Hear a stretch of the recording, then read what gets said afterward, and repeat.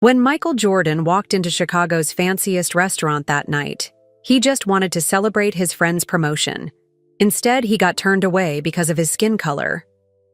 "We're full," lied the manager, Henri, even though empty tables sat everywhere. "Try the sports bar down the street." Michael's friends were angry, but Michael stayed calm. He whispered something in Henri's ear that made the man's face go white with fear. Then he walked out. A young server saw everything and quit her job that same night.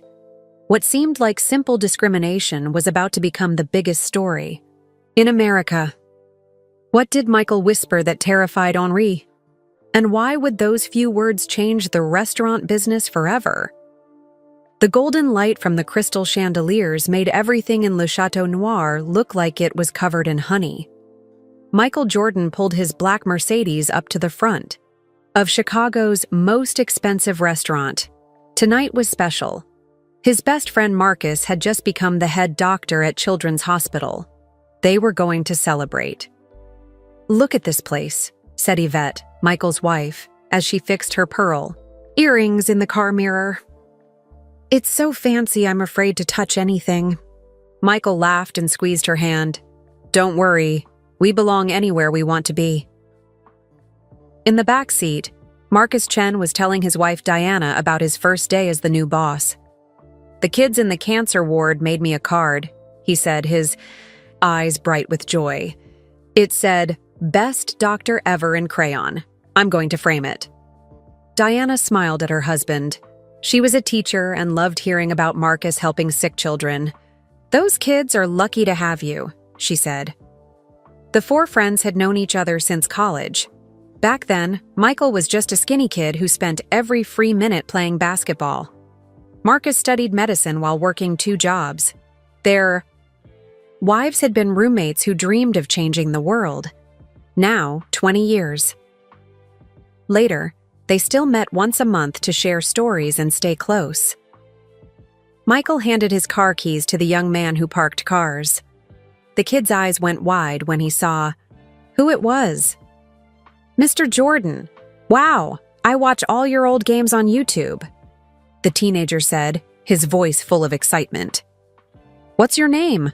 Michael asked with a warm smile. "Tommy, sir. I'm saving money for college." Michael reached into his wallet and pulled out $200. "Keep working hard, Tommy. Education is the best investment you can make." Tommy's hands shook as he took the money. "Thank you, Mr. Jordan. Thank you so much." The friends walked toward the restaurant's heavy wooden doors. Le Chateau Noir was known for serving only the richest. People in Chicago? Movie stars ate here. Politicians made deals at these tables. Business owners came here to show off their success. Inside, the restaurant looked like a palace. Red velvet chairs sat around tables covered with white cloth. Silver forks and knives shined under the fancy lights. Waiters in black suits moved quietly between tables, carrying expensive wine and perfect food. At the front desk stood Henri Beaumont, the head waiter who decided who could eat at the restaurant. Henri was a thin man with gray hair slicked back with gel. He wore a black suit that probably cost more than most people made in a month. His nose was always pointed up in the air, like he smelled something bad. Henri had worked at Le Chateau Noir for 15 years. He was proud that only the right kind of people ate at his restaurant. Tonight was the restaurant's 25th birthday party. Henri wanted everything to be perfect. Other guests were already eating. At one table, a white family in expensive clothes laughed loudly over champagne. At another table, 2 businessmen in suits talked about buying and selling companies. Everyone looked rich. Everyone looked like they belonged. Henri saw Michael's group walking toward him. His eyes narrowed. He knew exactly who Michael Jordan was. Everyone in Chicago knew the basketball legend, but something dark moved across Henry's face. Something mean and ugly. "Good evening," Michael said politely when they reached the front desk. "We have a reservation under Jordan for 8 o'clock. Henry looked at his reservation book. but he wasn't really reading it. He already knew what he was going to say. "I'm terribly sorry," Henri said, but his voice didn't sound sorry at all. "We're completely booked tonight." Marcus looked confused. "But we called 3 days ago. We confirmed this morning." Henri shrugged. "I don't see your name anywhere. Perhaps you would be more comfortable at the sports bar down the street. They have chicken wings and big screen TVs. More your style, I think." The restaurant was clearly half empty. At least 10 tables sat waiting for guests. Other people eating dinner turned to stare. Some pulled out their phones to record what was happening. Yvette's face went red with anger.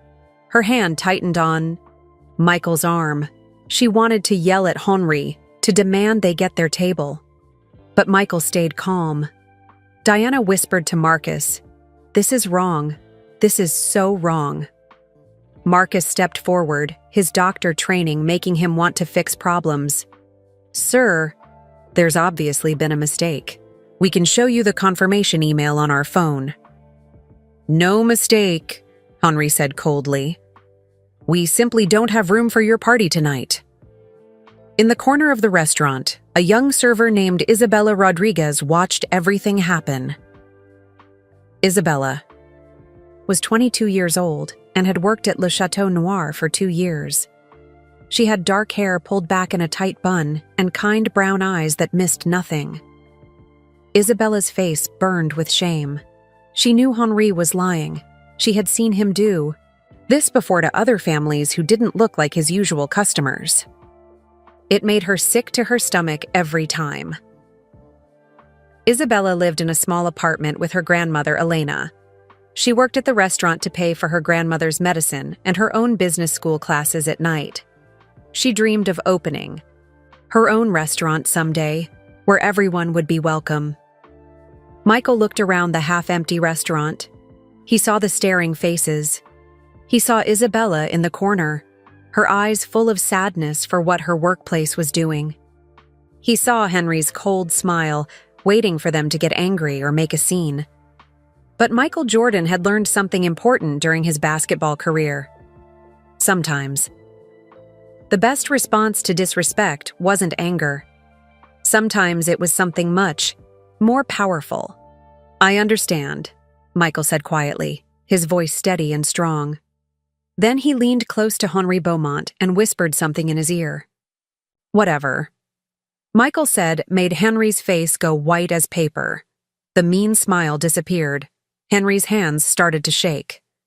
Michael stepped back and looked Henri in the eyes one more time. Then he turned to his friends. "Come on," Michael said. "Let's go somewhere that knows how to treat people right." As they walked toward the door, other customers whispered to each other.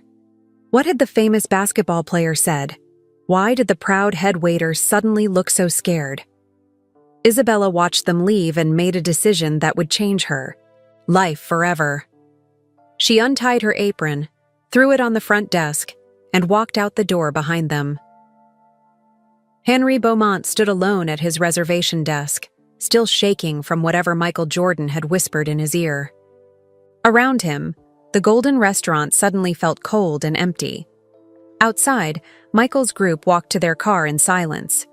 But something had started that night, something that would grow bigger than any of them could imagine. The question hung in the air like smoke. What had Michael Jordan said that made the powerful Henri Beaumont look so terrified? And why had a young server just quit her job to follow them into the night? Isabella Rodriguez caught up with Michael's group just as they reached the parking lot. Her heart was pounding so hard she could hear it in her ears. "Mr. Jordan!" she called out, still holding her restaurant apron in her shaking hands. Michael turned around, surprised to see the young server who had been watching from inside the restaurant. "I'm sorry," Isabella said, trying to catch her breath. "I'm so sorry for what happened in there. That was wrong. That was so wrong." Yvette stepped closer to the young woman. She could see the pain in Isabella's eyes. "What's your name, honey?" "Isabella Rodriguez. I worked at Le Chateau Noir. I just quit." Isabella's voice was small but determined. I couldn't stand there and watch that happen anymore. Marcus looked back at the restaurant, then at Isabella. How long has this been going on? Too long, Isabella said, her voice getting stronger. Henri does this all the time. Black families, Latino families, Asian families. He always finds excuses. No tables available. Dress code violations. Computer problems with reservations. I've seen it happen dozens of times. Diana put her hand on Isabella's shoulder. You did the right thing by leaving. Michael studied Isabella's face. He saw something that reminded him of himself when he was young. Hunger, determination, a refusal to accept injustice. Isabella, Michael said gently. What will you do now? Don't you need that job? Isabella's eyes filled with tears, but she held them back. I'll figure something out. I always do. I just couldn't stay in that place one more minute. As they talked, Michael's mind drifted back to another time, another place, when he was much younger. He remembered being 8 years old in Wilmington, North Carolina. His mother, Dolores, had taken him to a fancy restaurant for his birthday. She had saved money for weeks to afford the special dinner. But when they got to the restaurant, the hostess looked at them with cold eyes. I'm sorry, the woman had said, but we're looking for someone different for that table. Young Michael didn't understand what was happening, but he watched his mother's face change. He saw her shoulders drop. He saw her pride break into pieces. Outside that restaurant, his mother had knelt down in the parking lot and cried. It was the first time Michael had ever seen tears on his mother's face. Baby, she had said, wiping her eyes. Some people judge others by what they see on the outside. They don't look at what's inside a person's heart. But you're going to change the world by showing them what's inside. Michael shook his head, bringing himself back to the present. Isabella was still standing there, waiting for an answer about her future. Where do you live? Michael asked. With my grandmother Elena. She's sick and I take care of her. I work at the restaurant to pay for her medicine and my business school classes at night. Michael's heart ached. This young woman was carrying so much responsibility on her shoulders. What kind of business do you want to start? Yvette asked. Isabella's face lit up for the first time that evening. A restaurant. But not like Le Chateau Noir. A place where families can come together. Where kids can celebrate birthdays and grandparents can share stories. Where everyone feels welcome. Marcus smiled. That sounds like a beautiful dream. It's more than a dream, Isabella said firmly. I've been planning it for 3 years. I've saved almost $10,000. I have business plans, menu ideas, everything. I just need more money and the right location. Michael remembered another painful moment from his past. He was 15, trying out for his high school basketball team. Coach Jim Tucker had looked at him like he was wasting everyone's time. Son, the coach had said, you're just not good enough. Maybe you should focus on more realistic goals. Not everyone can be a basketball player. That night, Michael had gone to the outdoor court near his house. He practiced alone under the streetlight until the sun came up. Every missed shot made him more determined. Every harsh word from the coach became fuel for his fire. Michael looked at Isabella and saw that same fire burning in her eyes. Isabella, he said, I want to help you. But first, I need to ask you something. Are you willing to work harder than you've ever worked before? Yes, sir, Isabella said without hesitation. Are you willing to face people who will tell you that you're too young, too inexperienced, not good enough? I face that every day already, Isabella replied. Michael smiled. This young woman had the heart of a champion. Then here's what we're going to do, Michael said. Meet me at my office tomorrow morning at 9 o'clock. We're going to talk about your restaurant dream, and we're going to talk about making some changes in this city. Isabella's eyes went wide. Really? You would do that for me? I'm not doing it for you, Michael said. I'm doing it with you. There's a difference. As they prepared to leave, Marcus asked the question that had been bothering him all night. Michael, what did you whisper to that man, Henry? He looked like he had seen a ghost. Michael was quiet for a long moment. His friends waited patiently for his answer. I told him something my mother taught me when I was 8 years old, Michael finally said. I told him that his words had power, and that power could either build people up or tear them down. I told him that someday, someone would remember how he made them feel tonight. That's it? Diana asked. Michael shook his head. No, I also told him that I would remember too, and that I had the power to make sure everyone else remembered as well. Yvette took her husband's hand. She knew that look in his eyes. It was the same look he had during basketball games when someone tried to tell him he couldn't win. What are you planning, Michael? She asked softly. Michael looked back at Le Chateau Noir, where Henri Beaumont was probably still shaking, behind his reservation desk. I'm planning to show this city what real hospitality looks like, Michael said. I'm planning to turn rejection into opportunity, and I'm planning to make sure that no family ever has to feel what we felt tonight.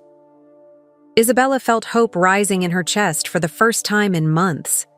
Maybe losing her job wasn't the end of her dreams. Maybe it was just the beginning. As they got into their cars, none of them knew that Henri Beaumont was watching from the restaurant window. He was making phone calls, trying to figure out how to fight back against Michael Jordan. But Henri had no idea what he was up against. He had challenged not just a basketball legend, but a man who had spent his whole life turning obstacles into stepping stones. The real game was just beginning. Isabella drove her old Honda Civic through the quiet streets of Chicago. Her hands were still shaking from everything that had happened. She had just quit her job. She had just met Michael Jordan. And tomorrow, she was going to his office to talk about her dreams. Her small apartment was on the 3rd floor of a building that had seen better days. The paint was peeling, and the stairs creaked with every step. But it was home. It was where she lived, with the most important person in her life. Abuela Elena, Isabella called as she opened the door. I'm home. Elena Rodriguez was sitting in her favorite chair, wrapped in a colorful blanket that she had made herself many years ago. At 75 years old, Elena's hands were wrinkled and her hair was silver, but her eyes were still bright and full of love. Mija, Elena said, using the Spanish word for my daughter. You're home early. Did something happen at work? Isabella sat down on the small couch next to her grandmother's chair. She took Elena's warm hands in hers. Abuela, I need to tell you about tonight. Something big happened. Isabella told her, grandmother, everything. About Michael Jordan and his friends coming to the restaurant. About Henri Beaumont turning them away because of the color of their skin. About watching it happen and feeling sick inside. About quitting her job and following them to the parking lot. Elena listened quietly, nodding her head. She had heard stories like this before. Too many stories like this.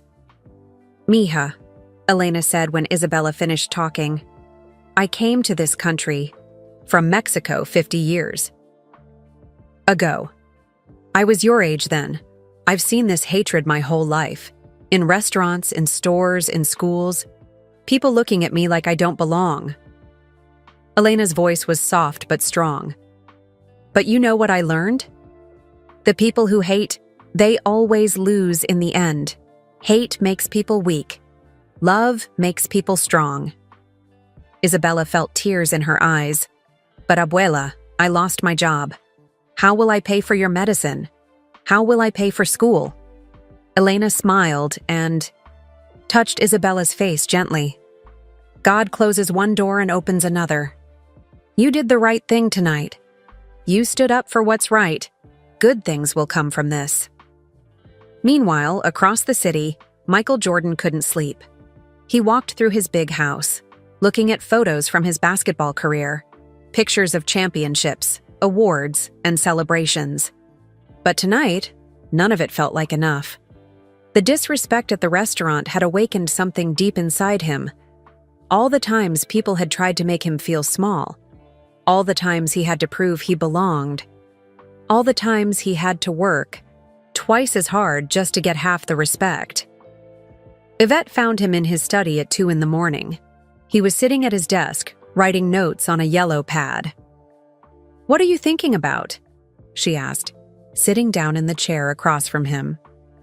"About second chances," Michael said, not looking up from his writing. "About how some people get them and others don't. About how that needs to change." "What are you planning, Michael?" Michael finally looked up at his wife, the woman who had been by his side through everything. "I'm planning to make sure what happened tonight never happens to another family." "How?" "By showing this city what real opportunity looks like, by giving people like Isabella the chance they deserve." At 6 a.m, Isabella woke up to find an envelope that had been slipped under her apartment door.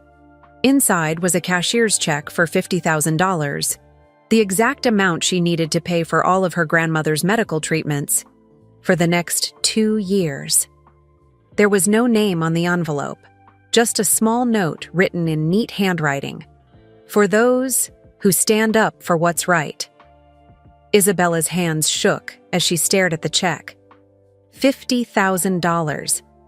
More money than she had ever seen in her life. "Abuela!" she called, running to Elena's room. "Look at this!" Elena looked at the check and smiled. "I told you, mija. Good things come to those who do right." "But who could have done this? Who even knows where we live?" Elena's eyes twinkled with wisdom. "Does it matter? Someone saw your heart last night. Someone wants to help." At the same time, the Chateau Noir was having the worst morning in its 25-year history. Henri Beaumont arrived at work to find 3 official cars parked outside his restaurant. The health department was inside, checking every corner of the kitchen. The fire marshal was looking at all the safety equipment. The labor board was reviewing employment records. "What's going on here?" Henri demanded. "Inspector Martinez from..." The health department looked up from his clipboard. "Routine inspection, sir. We received some complaints." "What kind of complaints?" "Food safety violations, worker safety issues, discrimination in hiring practices." Henri's face turned red. "This is ridiculous. We've never had problems before." "That's interesting," Inspector Martinez said, "because we have records of 15 complaints filed over the past 2 years. Somehow they all got lost in our system, but we found them yesterday." By noon, Le Chateau Noir had received 12 health code violations, 4 fire safety warnings, and a notice that their employment practices were under investigation. Henri's phone rang all day. Customers calling to cancel reservations, staff members calling to quit, food suppliers asking when their bills would be paid. The restaurant that had been booked solid for months was suddenly empty. Henri knew this wasn't a coincidence. Someone was systematically destroying his business. Someone with power and connections. He picked up his phone and called Frank Castellano, a private investigator who specialized in finding dirt on rich and famous people. "Frank, I need you to dig up everything you can on Michael Jordan. I don't care what it costs. I need something I can use against him. Jordan's pretty clean," Frank said. "I've looked into him before for other clients." "Everyone has secrets," Henri said angrily. "Find them." Meanwhile, Michael was in his office, making phone calls to some of the most powerful people in Chicago. Business leaders, community organizers, restaurant owners who believed in fairness. "I'm not asking for revenge," Michael told each person he called. I'm asking for accountability. And I'm asking for your help to create something better. One by one, they agreed to meet with him. One by one, they promised to support whatever plan he was developing. At 3 o'clock, Isabella arrived at Michael's office building. She had never been in a place so fancy. The lobby had marble floors and crystal lights. The elevator moved so smoothly she could barely feel it going up.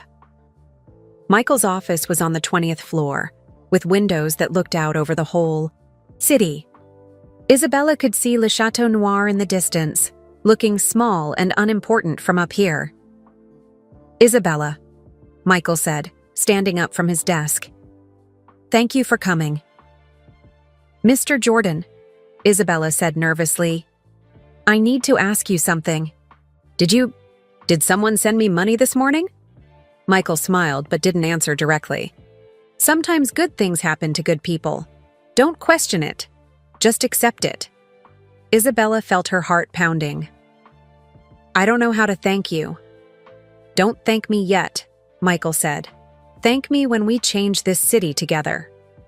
He pulled out a folder filled with papers and spread them across his desk. "Isabella, I want to ask you something. What if your restaurant dream could be bigger than just one place? What if we could create something that would help hundreds of young people like you?" Isabella looked at the papers. They were business plans, architectural drawings, and financial projections for something called the Jordan Community Culinary Institute. "What is this?" she whispered. "This," Michael said, "is how we turn last night's rejection into tomorrow's opportunity." Outside, dark clouds were gathering over Chicago.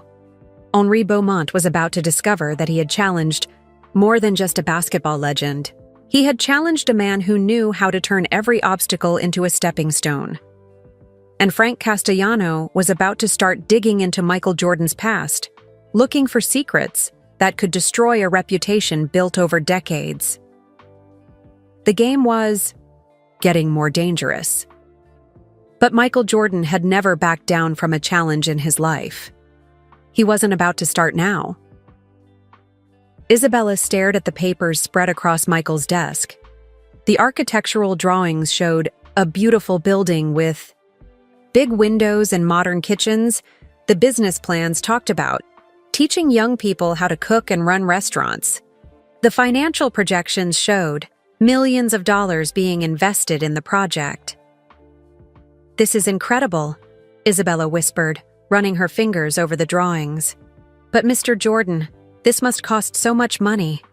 How is this possible?" Michael sat down across from her. "Isabella, for the past 10 years, I've been building something quietly. It's not about basketball or fame. It's about connections. Real connections between people who believe in giving others a chance." He pulled out his phone and showed her a list of contacts: business leaders, community organizers, restaurant owners, teachers, doctors, and everyday people who wanted to make a difference. "Every person on this list has a story," Michael explained. Dr. Sarah Kim was turned away from medical school 3 times because people said women couldn't be surgeons. Now she runs the biggest children's hospital in the state. Isabella nodded, listening carefully. Chef Roberto Martinez started with nothing. He worked in restaurant kitchens for 20 years, before someone gave him a chance to open his own place. Now he owns 15 restaurants and employs over 200 people. Michael scrolled through more names. Teacher Maria Santos. Business owner David Chen. Community leader Reverend James Williams. All of them remember what it felt like to be told they didn't belong. All of them want to help others who face the same challenges. "And they'll all help with this institute?" Isabella asked. "They're already helping," Michael said with a smile. "Dr. Kim is donating medical services for our students. Chef Martinez will teach advanced cooking classes. Teacher Santos will handle the business education program." Isabella felt overwhelmed. "But why me? I'm just a server who quit her job. I don't have experience running something this big." Michael leaned forward. "Isabella, last night you made a choice. you could have stayed quiet and kept your job. Instead, you stood up for what was right, even when it cost you everything. That tells me more about your character than any resume ever could." Across town, Dr. Margaret Washington was sitting in her law office when her phone rang. Dr. Washington was Chicago's most respected civil rights attorney. For 30 years, she had been fighting discrimination cases and winning. "Dr. Washington," Michael's voice came through the phone, "I need your help with something important." "Michael Jordan calling me directly," Dr. Washington said with a laugh. "This must be serious." "It is. Can you meet me this afternoon? I want to talk about accountability and change." Dr. Washington had heard about what happened at Le Chateau Noir. Word traveled fast in Chicago's professional community. "I'll be there at 4 o'clock. When Dr. Washington arrived at Michael's office, she found Isabella still there, surrounded by papers and looking both excited and nervous. "Dr. Washington," Michael said, standing up to greet her, "I'd like you to meet Isabella Rodriguez. She's going to help us change how this city thinks about hospitality and opportunity." Dr. Washington shook Isabella's hand firmly. "I've been documenting discrimination cases for decades, waiting for the right moment to make a bigger statement. Maybe that moment is now." "What do you mean?" Isabella asked. Dr. Washington opened her briefcase and pulled out a thick folder. "I have records of discrimination complaints against restaurants, hotels, and businesses all over Chicago. Most of them never go anywhere because people are afraid to speak up or they don't have the resources to fight." She spread the papers across Michael's desk. "But Henri Beaumont's Le Chateau Noir appears in these records more than any other establishment. 15 formal complaints in 2 years, all mysteriously lost or ignored by city officials." Michael studied the documents. Who filed these complaints? Families celebrating graduations, business people trying to have important meetings, couples on anniversary dinners. All of them turned away for reasons that had nothing to do with availability or dress codes. Isabella's hands clenched into fists. "I saw some of these incidents happen. I watched Henri turn away good people for no reason except the color of their skin." "The question is," Dr. Washington said, "what do we do about it now?" Michael walked to his window and looked out at the city. "We build something better. We create opportunities for people like Isabella to succeed. And we make sure that discrimination has consequences." Dr. Washington nodded. "I can file a class action lawsuit against Le Chateau Noir with Isabella's inside knowledge and my documentation. We have a strong case." "No," Michael said, turning back to them. "A lawsuit will take years and only punish one restaurant. I want to do something that will create lasting change." Meanwhile, at Le Chateau Noir, Henri Beaumont was having the worst day of his business career. His phone rang constantly with more bad news. "Mr. Beaumont," his food supplier said over the phone, "we're going to need payment for your outstanding balance before we can make any more deliveries." "How much do I owe?" Henry asked, though he was afraid to hear the answer. $43,000, sir. Payment is now 60 days overdue." Henri hung up the phone and put his head in his hands. 3 more staff members had quit that morning. The health department had ordered him to replace all his refrigeration equipment. And somehow, word was spreading through Chicago's social media that Le Chateau Noir was a place to avoid. His phone rang again. This time it was Frank Castellano, the private investigator. "Henri, I've been digging into Michael Jordan's background like you asked. Please tell me you found something I can use." "Well, there are some old stories about his gambling during his playing days, some arguments with teammates, a few incidents where people called him arrogant." Henri felt a spark of hope. "That's perfect. We can use that to make people question his character." "Hold on," Frank said. "I also found something else. Stories about Jordan that never made the news, quiet acts of kindness. anonymous donations, times he helped people without anyone knowing about it. Frank paused. Henri, I've investigated a lot of famous people. Most of them have secrets they want to hide. But Jordan, the more I dig, the better he looks. Henri's hope turned to despair. Even his private investigator was taking Michael's side. Back at Michael's office, Isabella was reading through business plans and asking smart questions about budgets and timelines. How many students would the institute serve each year? She asked. We're planning to start with 50 students in the first class, Michael explained. Young people aged 16 to 25 who want to learn culinary arts and restaurant management. And they would all get jobs afterward? Better than jobs, Dr. Washington said. They would get opportunities to start their own businesses. Michael is planning to provide startup loans and mentorship for graduates who want to open their own restaurants. Isabella felt tears in her eyes. This is everything I dreamed about, but bigger than I ever imagined. Michael smiled. Isabella, I have a proposition for you. I want you to be the Institute's first director. Isabella's mouth dropped open. Me? Direct the whole program? You understand what it's like to work in restaurants. You know what discrimination looks like. You care about treating people fairly, and you have the courage to stand up for what's right. But I don't have a business degree yet. You'll finish your degree while you're working, Dr. Washington said. Michael's foundation will pay for your education. Isabella looked around the room at these successful people who believed in her. People who saw potential where she only saw problems. There's just one thing, Isabella said quietly. What about my grandmother? I can't leave her alone. Michael and Dr. Washington exchanged a look.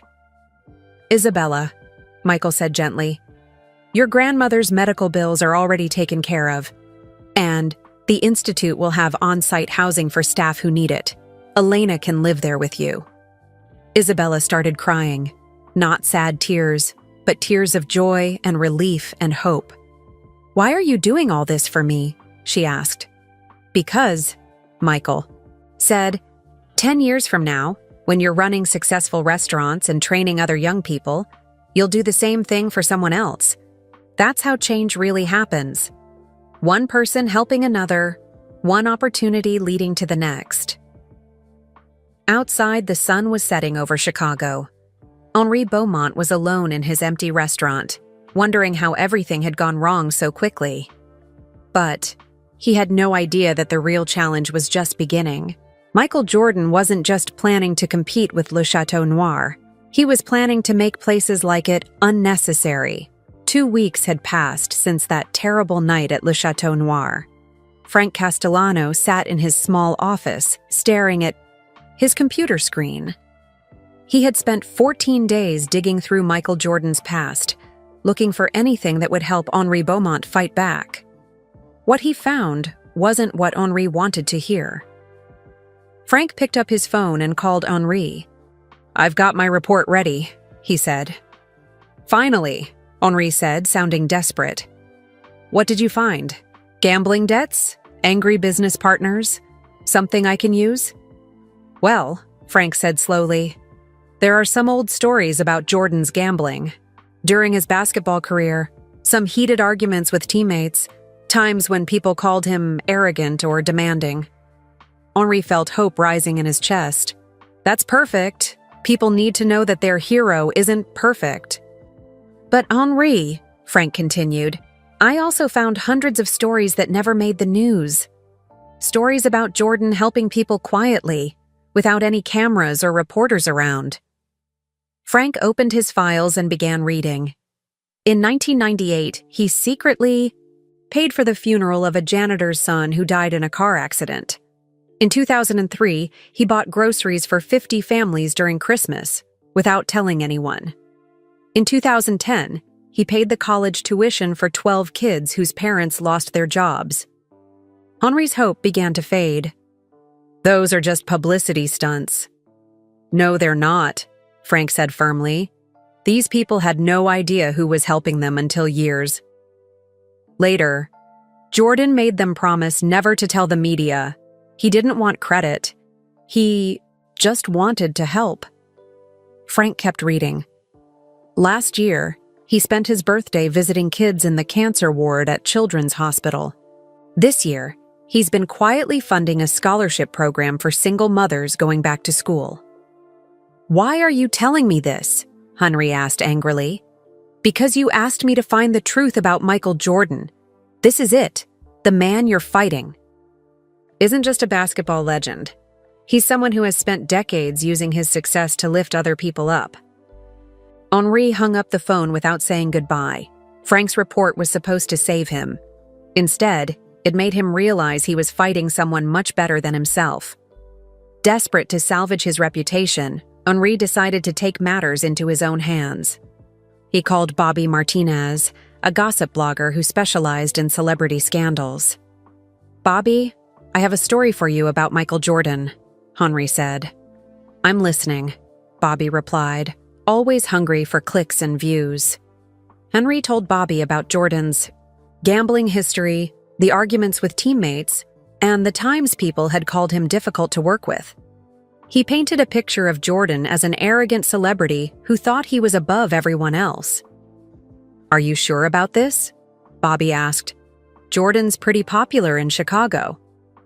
"Trust me," Henri said. "People need to know the real Michael Jordan." That evening, Bobby published his story online. The headline read, "Jordan's Dark Side: Why the Basketball Legend Isn't the Hero You Think He Is." Within hours, the story was shared thousands of times on social media. People argued in comment sections about whether the stories were true. Some defended Michael, while others piled on with their own negative stories about meeting celebrities. For 48 hours, Chicago's social media was full of debates about Michael Jordan's character. Local news stations picked up the story. Radio shows discussed it endlessly. Isabella saw the attacks online and felt sick to her stomach. She texted Michael, "I'm so sorry. This is my fault for getting you involved." Michael's response came back quickly. "Never apologize for standing up for what's right. Truth has a way of rising to the surface." At Michael's house, Yvette was worried. She found her husband in his study, reading the negative articles with a calm expression. "This is exactly what they wanted," she said. "They're trying to destroy your reputation." Michael looked up from his computer. "Let them try. I've been judged my whole life. On basketball courts, in boardrooms, in restaurants. I learned long ago that the best response to criticism is to keep doing good work. But what if people believe these stories?" Michael smiled. "Then we'll give them a chance to see who I really am." Something unexpected began happening over the next few days. People who had never spoken publicly before started sharing their own stories about meeting Michael Jordan, but these weren't the negative stories Henri had hoped for. Maria Santos, a teacher from the South Side, posted on Facebook, "Bobby Martinez wants to talk about Jordan's dark side? Let me tell you about the Michael Jordan I know. When my classroom flooded 3 years ago, someone anonymously replaced all our books and supplies. I found out later it was Michael Jordan. He never asked for credit or publicity." The post was shared 800 times in 1 hour. Dr. James Wilson, a pediatric surgeon, wrote on Twitter, "I've worked with Michael Jordan on several charity projects. This man has quietly funded medical procedures for dozens of children whose families couldn't afford them. He doesn't do it for press. He does it because it's right." More and more stories emerged.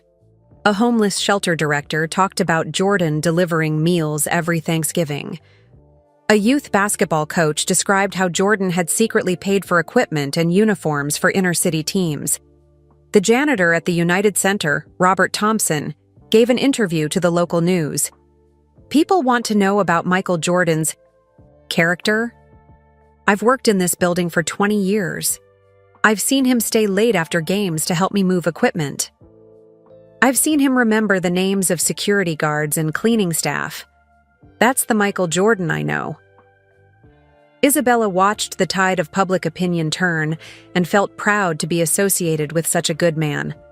But Henri Beaumont watched the same thing happen and felt his world falling apart.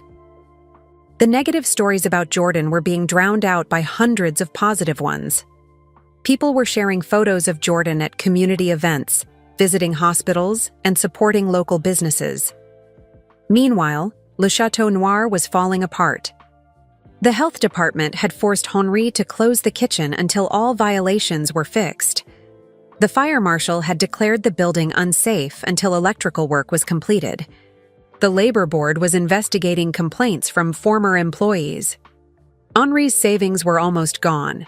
His insurance company was refusing to pay for the repairs. His lawyer was asking for more money up front. On Thursday morning, Henri received the worst news yet. The building owner called to tell him that his lease was being terminated. "I'm sorry, Henri," the owner said, "but the negative publicity and the safety violations are too much. I can't have this building associated with discrimination and code violations." Henri sat alone in his empty restaurant, surrounded by broken equipment and unpaid bills. The place that had been his pride for 15 years was now his prison. He looked around at the fancy dining room that had once hosted Chicago's elite, the crystal chandeliers that were now covered in dust, the expensive furniture that would soon be repossessed. Henri realized that his attempt to destroy Michael Jordan had only destroyed himself. But across town, Michael was in his office with Isabella and Dr. Washington, finalizing plans for the Jordan Community Culinary Institute. The building had been purchased, the staff had been hired, the first class of students had been selected. "We start classes in 6 weeks," Michael told Isabella. "Are you ready?" Isabella nodded, feeling more confident than she had ever felt in her life. "I'm ready, Mr. Jordan. We're going to change everything." Michael looked out his window toward where Le Chateau Noir used to shine like a symbol of exclusivity. Now it sat dark and empty, a reminder that businesses built on discrimination cannot survive in a world moving toward fairness. "Henri made one crucial mistake," Michael said quietly. "He thought power came from keeping people out, but real power comes from bringing people in." The battle for Le Chateau Noir was over. Henri had lost not because Michael destroyed him, but because Henri had destroyed himself. Now the real work could begin. Henri Beaumont sat in his empty restaurant, staring at the eviction notice on his desk. Le Chateau Noir would be closed. Forever in 72 hours. His life's work was ending in shame and failure. But Henri wasn't ready to give up. In his desperation, he made a decision that would shock everyone in Chicago. He called a press conference. "Ladies and gentlemen of the media," Henri announced in a video he posted online, "I am challenging Michael Jordan to face me in person. If he is really the good man people think he is, then let him look me in the eye and tell me I'm wrong." Henri's voice shook with emotion as he continued, "I have lost everything because of what happened that night. My business, my reputation, my life savings. If Michael Jordan believes in fairness, then he should give me a chance to defend myself publicly." The challenge video went viral within hours. News stations picked it up immediately.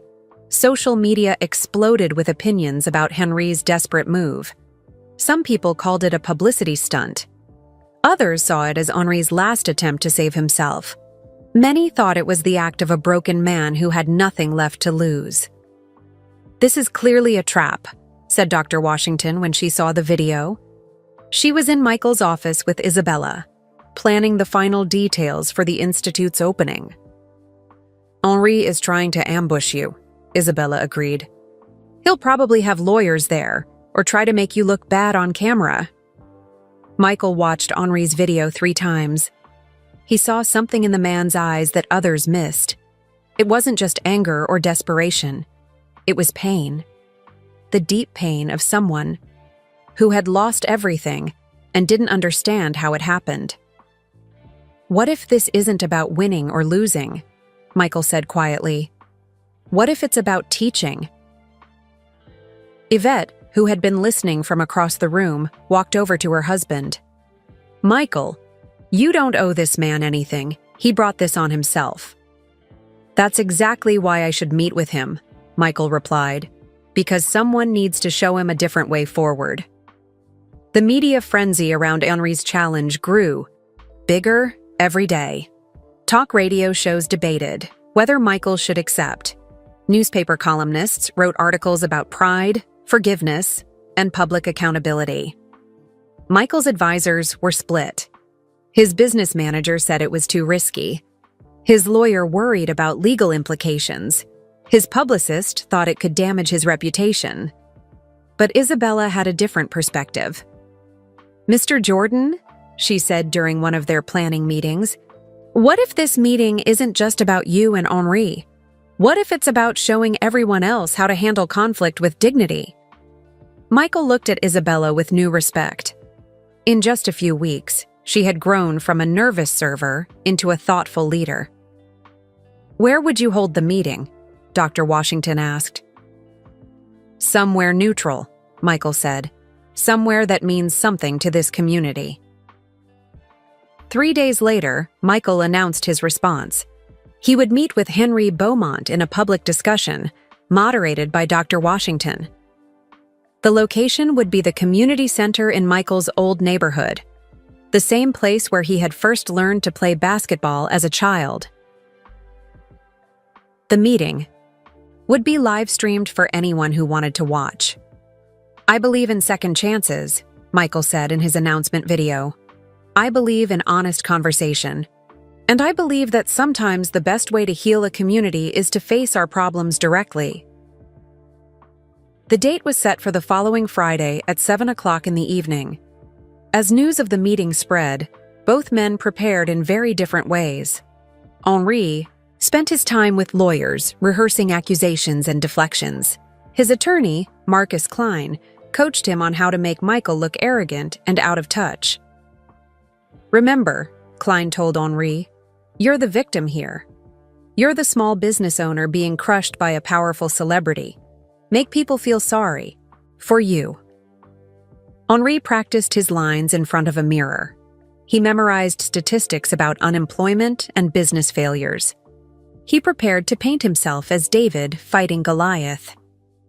Meanwhile, Michael took a completely different approach. Instead of preparing attacks or defenses, he spent time at the Boys and Girls Club, talking to young people about fairness and respect. Mr. Jordan, asked a 16-year-old named Kevin, why are you meeting with that restaurant guy? Everyone knows he was wrong. Michael sat down next to Kevin on the basketball court. Because, Kevin, sometimes the person who hurts you the most is also the person who needs help the most. And sometimes, helping them helps everyone else too. I don't understand, said Keisha, the 11-year-old girl who had been attending the club's cooking classes. Why don't you just ignore him? Michael smiled at Keisha's honest question. Because ignoring problems doesn't make them go away. Facing them does. The night before the meeting, Michael received an unexpected visitor at his home. Elena Rodriguez, Isabella's grandmother, stood at his front door holding a container of homemade tamales. Mijo, Elena said, using the Spanish word for my son, I brought you something to eat before your big day tomorrow. Michael invited Elena into his kitchen, where they sat at his breakfast table sharing the warm tamales and talking about life. My granddaughter told me what you're doing tomorrow, Elena said. She's worried that this Henri man will try to hurt you. I'm not worried about Henri hurting me, Michael replied. I'm worried about him hurting himself, even more. Elena nodded with the wisdom of someone who had lived through many difficult times. Mijo, let me tell you something about revenge versus redemption. One destroys the heart of the person seeking it. The other heals the heart of everyone watching. She reached across the table and took Michael's hand. Tomorrow, you have a choice. You can destroy this man completely, or you can show him and everyone else what mercy looks like." "What would you do?" Michael asked. Elena smiled. "I would remember that hurt people, but healed people heal people." As Elena left that night, she gave Michael one final piece of advice. "Sometimes, mijo, the biggest victory is turning your enemy into your friend." Michael went to bed that night thinking about Elena's words. He had spent weeks planning how to build something positive from Henri's discrimination. But he hadn't thought about what Henri himself needed. Across town, Henri was alone in his empty apartment, drinking coffee and staring at his notes for the next day. He had lost his restaurant, his reputation, and most of his friends.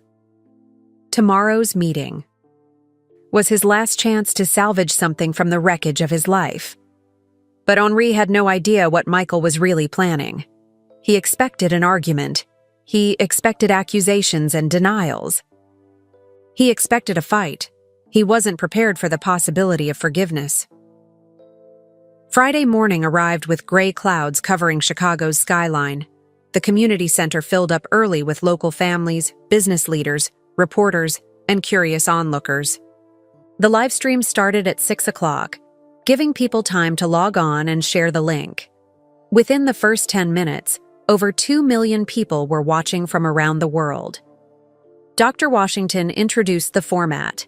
Each man would have 15 minutes to speak, followed by an open discussion. The goal was honest conversation, not conflict. Henri arrived first, wearing his most expensive suit and carrying a briefcase full of prepared statements. He looked polished but nervous, like a man about to take the biggest gamble of his life. Michael arrived a few minutes later, dressed in simple jeans and a polo shirt, as if he were about to have a conversation with a neighbor.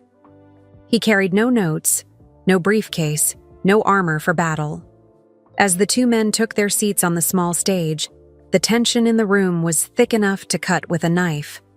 Henri looked across at Michael, the man who had cost him everything.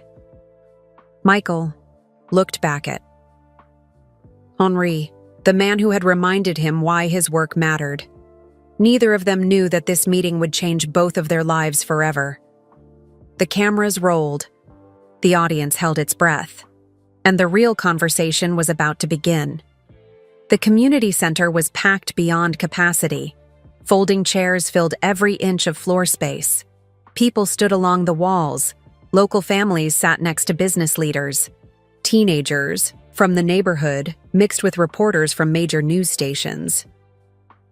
Dr. Margaret Washington stepped to the microphone at the front of the room. Her voice was calm and steady as she addressed both the live audience and the millions watching online. "Good evening, everyone. I'm Dr. Margaret Washington, and I'll be moderating tonight's discussion between Henri Beaumont and Michael Jordan. Our goal is honest conversation, not confrontation. Each speaker will have 15 minutes to share their perspective, followed by open dialogue." She turned to look at both men sitting on the small stage. Henri sat stiffly in his expensive black suit, his hands gripping a folder of prepared notes. Michael appeared relaxed in his jeans and simple blue shirt, sitting forward slightly as if he were about to chat with a friend. "Mr. Beaumont," Dr. Washington said, "you requested this meeting. Please begin." Henri stood up and walked to the podium. His hands shook slightly as he opened his folder and pulled out his prepared speech. The community center fell completely silent. "Ladies and gentlemen," Henri began, his French accent thick with nervousness, "I am here tonight because I have been unfairly destroyed by a powerful man who used his fame and connections to ruin my life." Henri's voice grew stronger as he found his rhythm. 3 weeks ago, I made a business decision at my restaurant. Yes, I turned away Mr. Jordan's party. But this was not about discrimination. This was about maintaining the standards and atmosphere that my customers expected. A few people in the audience shifted uncomfortably in their seats. Henri continued reading from his prepared remarks. "Le Chateau Noir served Chicago's elite for 25 years. We had dress codes. We had reservation policies. We had standards that made us special. Mr. Jordan and his friends did not meet those standards that evening. Henry looked up from his notes and stared directly at Michael. But instead of accepting this simple business decision, Mr. Jordan used his wealth and influence to systematically destroy everything I worked my entire life to build. Henri's voice cracked with emotion. My restaurant is closed. My staff has been turned against me. City inspectors found violations that were never problems before. My reputation has been ruined by social media attacks organized by Mr. Jordan's supporters. The audience listened politely, but Henri could sense their skepticism. He was losing them. I came to America 40 years ago with nothing, Henri said, departing from his script. I worked in restaurant kitchens, cleaning dishes and mopping floors. I saved every penny to open my own place. Le Chateau Noir was my American dream. His voice broke completely. And now it's gone. All because I dared to say no to Michael Jordan. Henri walked back to his seat, his prepared speech only half finished. He sat down heavily, looking defeated and exhausted. The audience was polite but unmoved. Henry's words felt rehearsed and hollow. Even his lawyer sitting in the front row looked disappointed. Dr. Washington nodded. Thank you, Mr. Beaumont. Mr. Jordan, your response? Michael stood up, but instead of walking to the podium, he did something unexpected. He walked down into the audience and sat in an empty folding chair next to a 10-year-old girl named Keisha Williams. Keisha was the same girl from the Boys and Girls Club who dreamed of becoming a chef. Her mother, Sandra, worked 3 jobs to support their family. They had come tonight because they believed in Michael's message about fairness and opportunity. Hello, Keisha, Michael said softly, his voice picked up by the wireless microphone, clipped to his shirt. Hi, Mr. Jordan, Keisha whispered back, suddenly shy with all the cameras pointed at them. Michael looked around the room, making eye contact with people throughout the audience. When he spoke, his voice was conversational, as if he were talking to friends in his living room. Henri, Michael said, looking directly at the man who had challenged him. I want to tell you about the night you turned us away. But first, I want to tell you about this young lady sitting next to me. Michael put his hand gently on Keisha's shoulder. Keisha is 10 years old. She loves to cook with her grandmother every weekend. She practices making pancakes and scrambled eggs before school, and she has a dream. Michael smiled at Keisha, encouraging her to speak. Tell everyone your dream, Keisha. Keisha's voice was small but clear. I want to open a restaurant that welcomes everybody, no matter what they look like or how much money they have. The audience began to warm up. This wasn't what they expected from a confrontation between 2 adults. Michael continued, Keisha represents the future of hospitality. She understands something that Henri forgot. Restaurants aren't just about food. They're about bringing people together. They're about making everyone feel like they belong. He paused, letting his words sink in before addressing Henri directly. Henri, you said I used my wealth and influence to destroy you. But you're wrong about something important. I didn't destroy Le Chateau Noir. You did. Michael's voice remained gentle, but his words carried weight. Every time you turned away a family because of their skin color, you destroyed a little bit of your restaurant's soul. Every time, you made someone feel unwelcome. You built walls instead of bridges. Henri shifted uncomfortably in his seat, his prepared defenses crumbling. You didn't just refuse me a table that night, Michael continued. You refused my friends. You refused the idea that all people deserve respect. You refused to see the humanity in others. Michael stood up from his chair but remained in the audience. But here's what I learned from basketball, Henri. The best response to being underestimated is not anger. It's excellence. The crowd was completely absorbed now. Even the online viewers had stopped typing. Comments focused entirely on Michael's words. So yes, I used my connections after that night, but not to destroy you. I used them to build something better, to create opportunities for young people like Keisha who believe that hospitality should come from the heart, not from prejudice. Michael walked slowly toward the front of the room, his eyes never leaving Henry's face. 3 weeks ago, when you turned us away, I made you a promise. Do you remember what I whispered in your ear? Henry nodded slowly, his face pale. I told you, thank you for reminding me why I do what I do. Because, Henry, you didn't just insult me that night. You gave me a gift. You reminded me that there are still places in this world where people judge others by the color of their skin instead of the content of their character. Michael reached into his pocket and pulled out a folder of his own.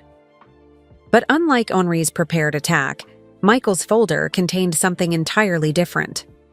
So I decided to do something about it, Michael announced, his voice growing stronger. For the past 3 weeks, I've been working with Isabella Rodriguez, who quit your restaurant the night you turned us away, to create something new. Isabella stood up from her seat in the audience. She was no longer the nervous young server from that terrible night. She looked confident and professional in her business suit. Ladies and gentlemen, Michael said, his voice filling the community center with excitement, I want to introduce you to the Jordan Community Culinary Institute. The room erupted in surprised murmurs. This wasn't the confrontation anyone had expected. Michael opened his folder and held up architectural drawings and business plans. A place where young people like Keisha can learn not just how to cook, but how to run businesses that serve everyone, with dignity and respect. The audience began to understand that they weren't witnessing a fight. They were witnessing the birth of something transformative. But Michael wasn't finished. He had one more surprise that would change everything. The community center buzzed with excitement as people whispered to each other about the Culinary Institute. Online, the live stream had grown to over 5 million viewers worldwide. Comments flooded in from people amazed by Michael's response to discrimination. But Michael raised his hand for quiet. His expression grew more serious, and the room fell silent again. The Jordan Community Culinary Institute will train 50 students in our first class, Michael continued, addressing both Henri and the two audience. Young people aged 16 to 25, who want to learn that true service comes from the heart, not from prejudice. He walked closer to Henri, who sat frozen in his chair. Isabella will be the Institute's first director. We're partnering with local high schools to provide scholarships, job training, and business mentorship. Our first graduating class will open a restaurant right here in this neighborhood. Michael paused, looking around the room at faces filled with hope and excitement. A place where the only reservation you need is a hunger to be treated like family. The audience erupted in applause, but Michael gestured for them to listen. He wasn't finished. But there's something else, Michael said, his voice taking on a different tone. Something that will determine whether this institute succeeds or fails. Henri looked confused. The crowd leaned forward, sensing that the biggest moment was still coming. Henri, Michael said, turning to face the man who had started this entire journey. I have an offer for you. Henri's mouth fell open. This was the last thing he had expected. Your restaurant is failing, Michael continued, his voice gentle but direct. Your reputation is damaged. Your staff has quit. Your building is being taken away. You have 2 choices. Michael took a step closer to Henri. You can fight this battle until you lose everything you have left.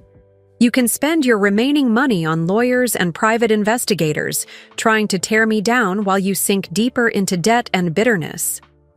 Henri's face went pale. How did Michael know about the private investigator? Or, Michael said, his voice softening, you can be part of the solution. The community center fell so quiet that people could hear their own heartbeats. The live stream audience stopped typing comments, hanging on every word. I'm offering you a job, Henry, Michael announced. Come work with us at the Jordan Community Culinary Institute. Help train our students in fine dining service. Teach them what you know about running a high-end establishment.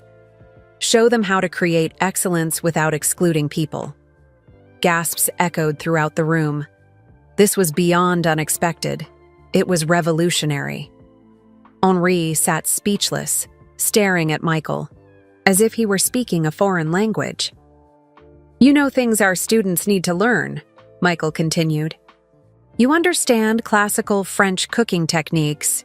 You know how to manage kitchen operations. You know what it takes to create a fine dining experience. Michael's voice grew warmer. But most importantly, you can teach them from your mistakes as much as from your successes. You can show them what happens when a business forgets that. Hospitality is about serving all people, not just some people. Henry's lawyer, Marcus Klein, jumped up from his seat. Don't say anything, Henry, he called out. This is a trap.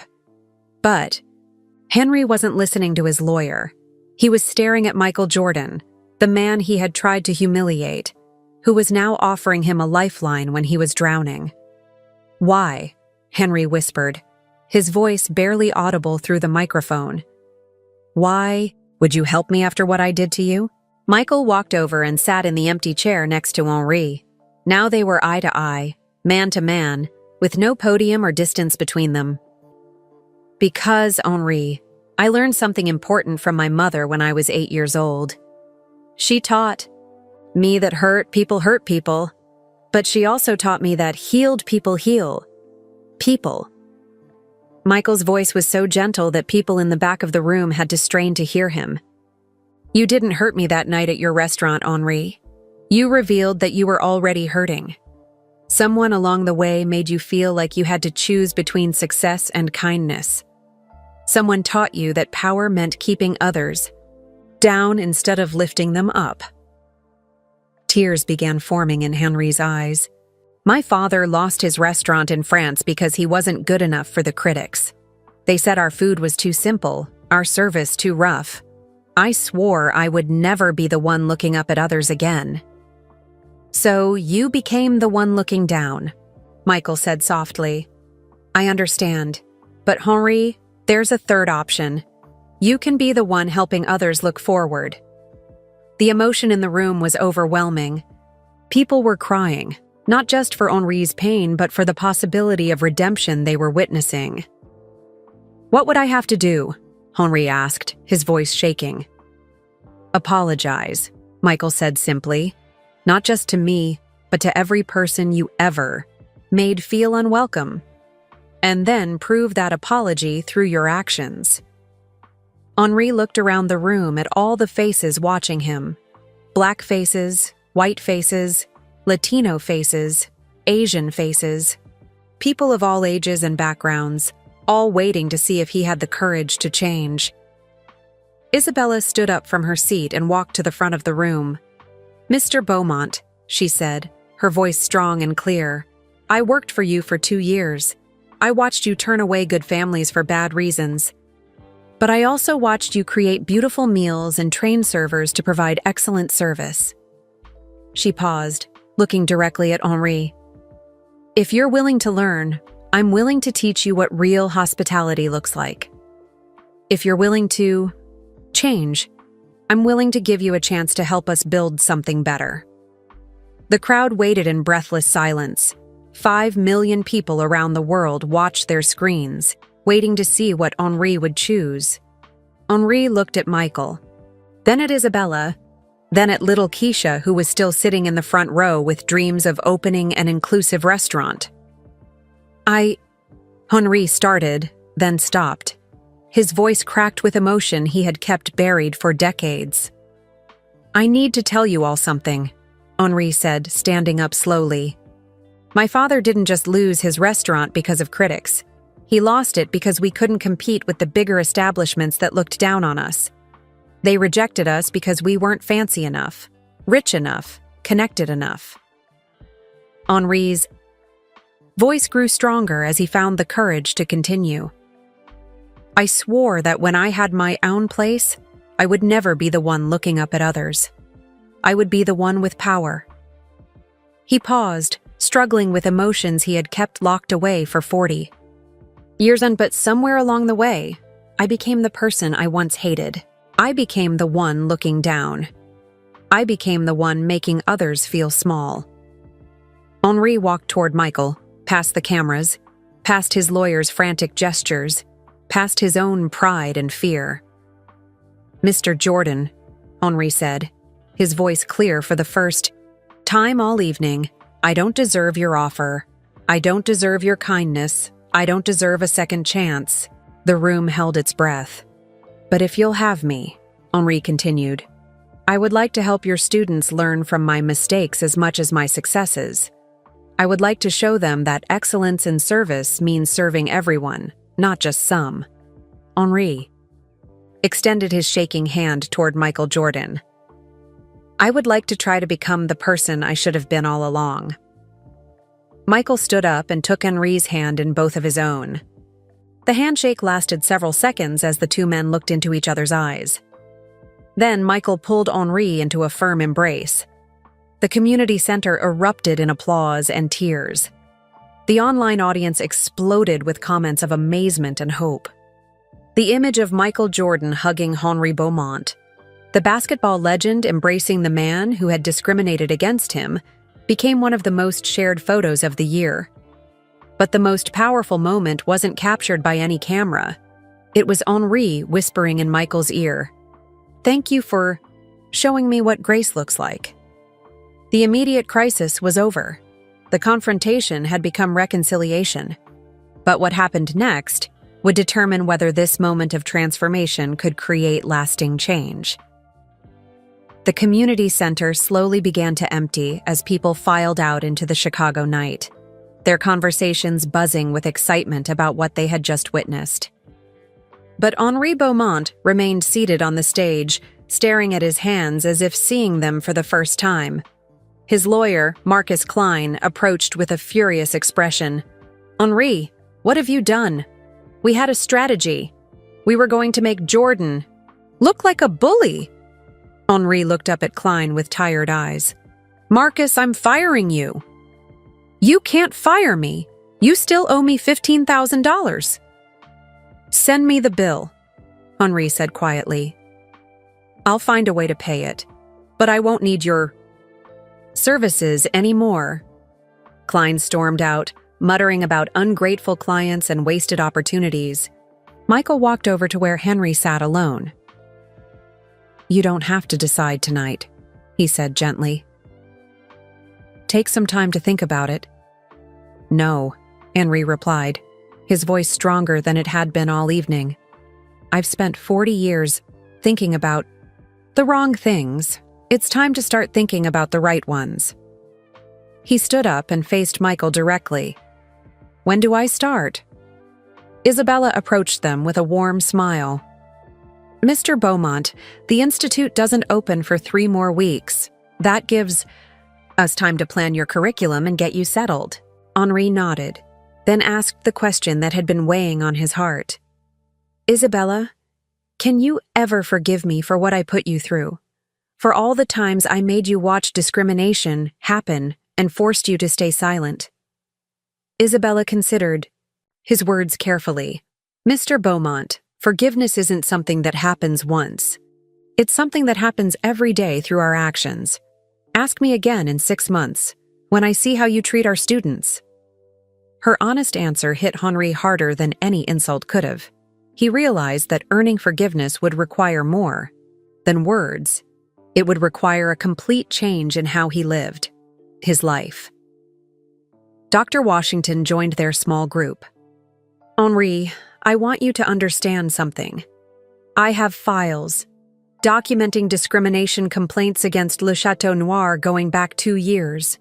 Those families you turned away. They're real people with real hurt. Henri's face went pale. How many? 15. Formal complaints. Probably dozens more who never filed reports because they didn't think anyone would listen. Henri sat back down heavily. I want to apologize to them. All of them. Can you help me find them? Dr. Washington exchanged a look with Michael. That's a start, Henri. But apologies only matter if they're followed by changed behavior. Meanwhile, across the room, little Keisha was tugging on her mother's sleeve. Mama, can I talk to Mr. Henri? Sandra Williams looked concerned. Baby, I don't think that's a good idea right now. But Keisha was already walking toward the small group on the stage. Her 10-year-old courage amazed the adults who watched her approach the man who had caused so much pain. Mr. Henri? Keisha said softly. Henri looked down at the child and felt his heart break a little more. Yes, young lady? My mama says you used to be mean to people who looked like us. Henri knelt down to Keisha's eye level. That's true. I was very mean. And I'm very sorry. Keisha studied his face with the honest directness that only children possess. Are you going to be mean anymore? I'm going to try very hard not to be, Henri said, his voice thick with emotion. Good, Keisha said simply. Because when I open my restaurant, I want everyone to feel happy there. Even people who used to be mean but aren't mean anymore. Henri felt tears in his eyes. This child was offering him something his own lawyer couldn't. Genuine hope for redemption. Keisha, Henri said softly, would you like me to teach you how to make French pastries? Keisha's eyes lit up. Really? You would do that? If your mother says it's okay, and if Mr. Jordan thinks it's a good idea. Michael smiled. I think it's a perfect idea. As the evening wound down, Michael pulled Henri aside for a private conversation. Henri, I want you to understand what you're signing up for. This isn't going to be easy. Our students come from all backgrounds: Black, Latino, Asian, white, rich, poor. Some of them have faced discrimination their whole lives. Henri nodded. I understand. Some of them might not trust you at first. Some might be angry when they learn about your past. You'll have to earn their respect through your actions, not your words. I'm ready for that, Henri said. I need to learn as much as they do. Michael studied Henri's face, looking for any sign of doubt or insincerity. What he saw was a broken man genuinely seeking to rebuild himself into something better. There's one more thing, Michael said. The Institute isn't just about cooking. We're teaching these young people to become leaders in their communities. They'll go on to open restaurants, start businesses, hire employees. The way you treat them will affect how they treat others for the rest of their lives. Henri felt the weight of that responsibility. Mr. Jordan, why are you taking such a risk? On me? What if I disappoint you? Michael was quiet for a long moment. Henri, do you know what my biggest regret is from my basketball career? Henri shook his head. I regret the teammates I didn't help become better. I was so focused on winning that I sometimes forgot that the real victory was lifting everyone up together.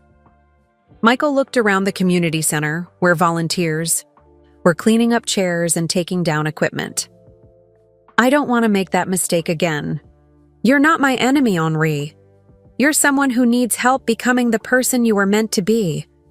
And helping you helps everyone else, too. 3 days later, Henri stood outside his empty restaurant for the last time. Le Chateau Noir was officially closed. The health department had posted notices on the doors. The building owner had already begun looking for new tenants. Henri had lost everything he thought mattered. But as he walked away from the restaurant that had defined his life for 15 years, He felt something unexpected: relief. He was finally free from the prison of his own prejudices. That same afternoon, Henri had his first meeting at the Jordan Community Culinary Institute. The building was still under construction, but Isabella gave him a tour of what would become the kitchens, classrooms, and dining areas. "This will be your teaching kitchen," Isabella said, showing him a beautiful space with modern equipment and large windows overlooking the neighborhood. Henri looked around the room where he would spend his days teaching young people. "Isabella, may I ask you something personal?" "Of course." "What made you believe I could change? After everything you saw me do, why did you support Mr. Jordan's offer?" Isabella leaned against one of the new counters. "Mr. Beaumont, my grandmother, came to this country with nothing. She faced discrimination every day for 50 years, but she taught me something important. People aren't born hateful. They learn to hate because they're afraid or hurt or angry." She looked directly at Henri. "Last night I saw a hurt man, not a hateful one. Hurt can be healed. Hate is much harder to fix." Henri felt gratitude wash over him. "I won't let you down, Isabella. I won't let any of them down."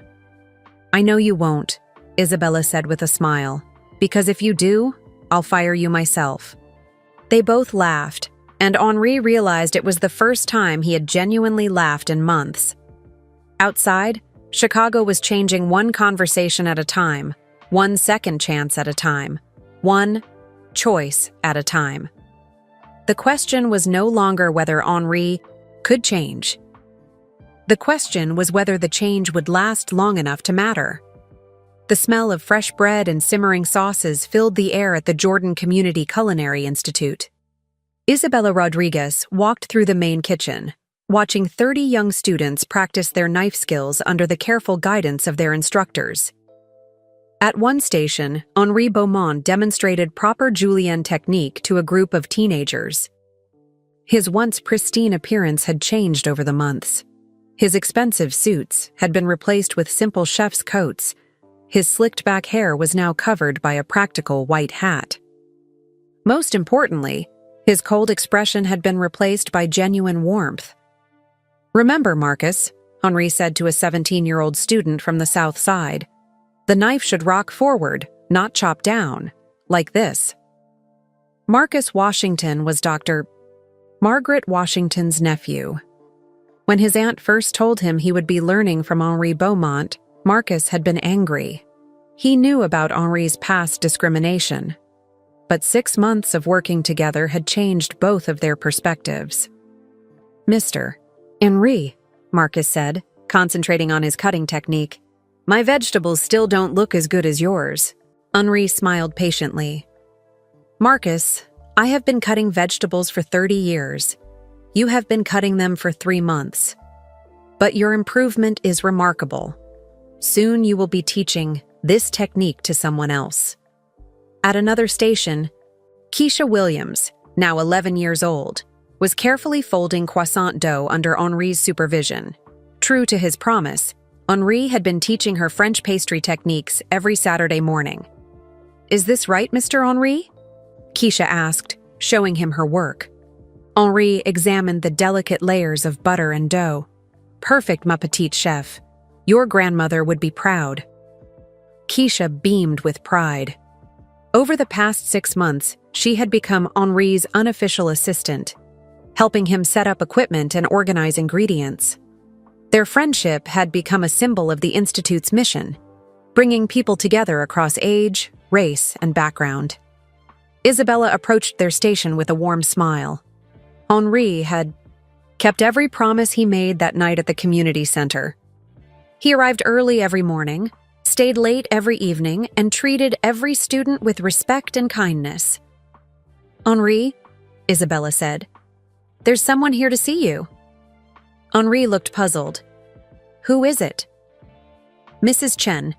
She was one of the families turned away from Le Chateau Noir last year." Henri's face went pale. Over the past months, He had been systematically apologizing to everyone Dr. Washington had identified as victims of his discrimination. Some meetings had gone well, others had been painful and difficult. But he faced each one with courage and humility. "Is she angry?" Henri asked quietly. "I don't think so," Isabella replied. "She asked specifically to speak with you." Henri removed his chef's hat and walked to the institute's front lobby. Mrs. Chen was waiting with her teenage daughter, Amy. "Mrs. Chen," Henri said, approaching carefully, "thank you for coming."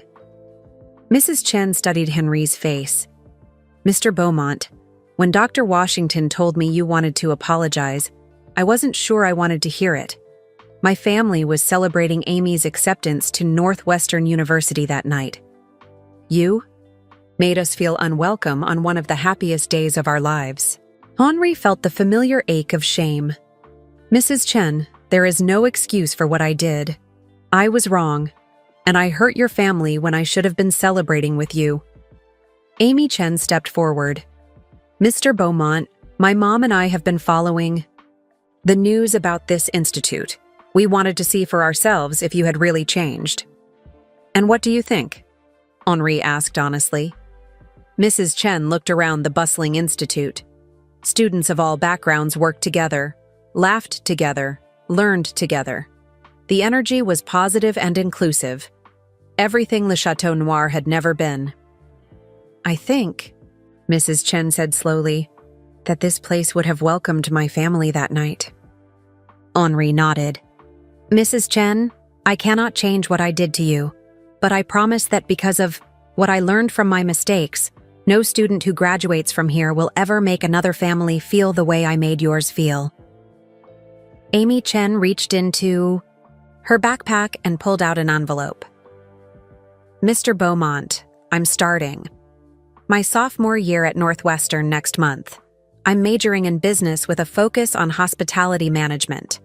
I'd like to volunteer here on weekends if you'll have me." Henri was speechless. The daughter of a family he had discriminated against wanted to volunteer at his new workplace. "Amy," Henri said, his voice thick with emotion, "it would be an honor to have you here."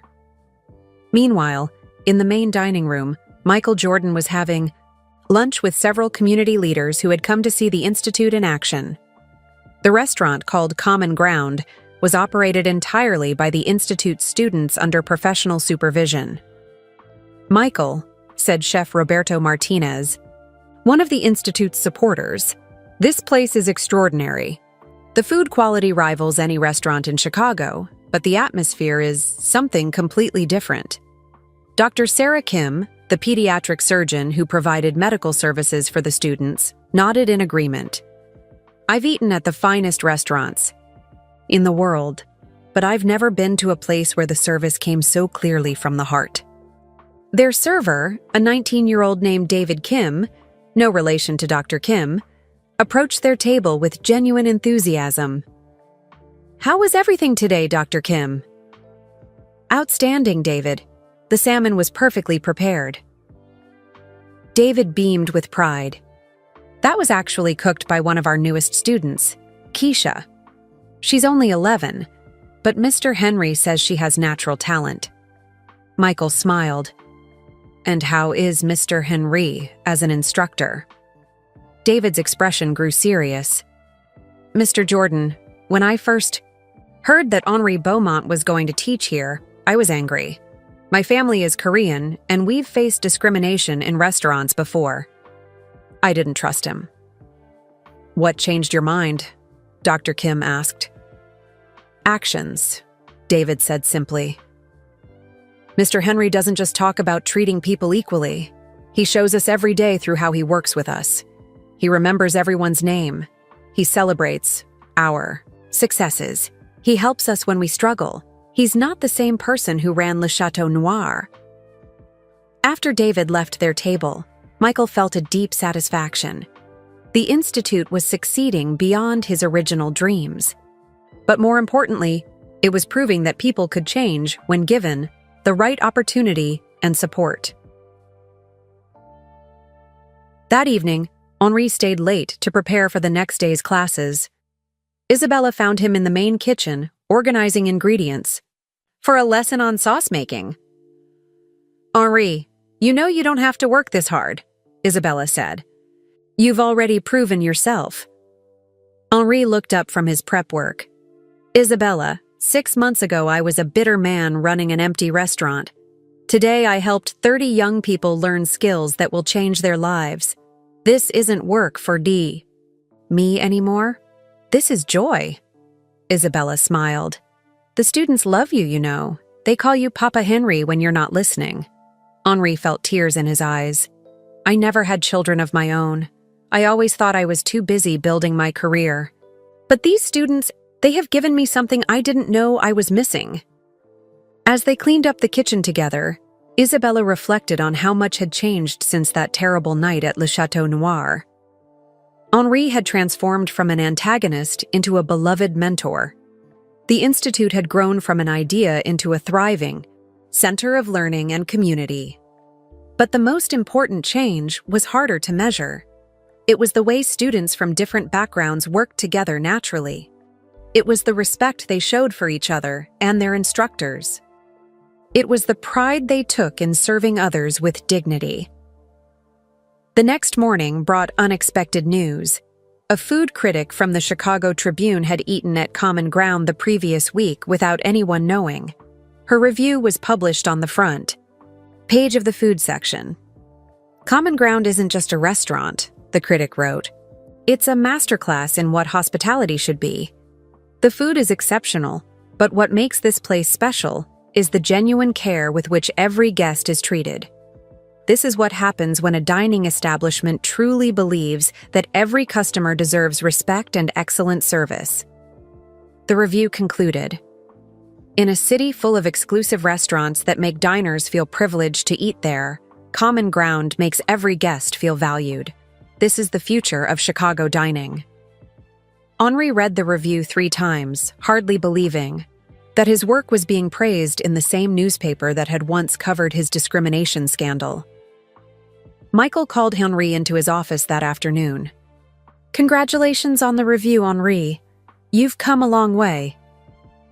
"We've all come a long way," Henri replied. "Mr. Jordan, I need to tell you something. 6 months ago, you saved my life. Not just my career or my reputation, but my actual life.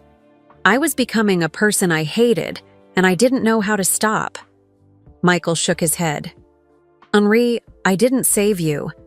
You saved yourself by choosing to change. But you gave me the opportunity to choose differently."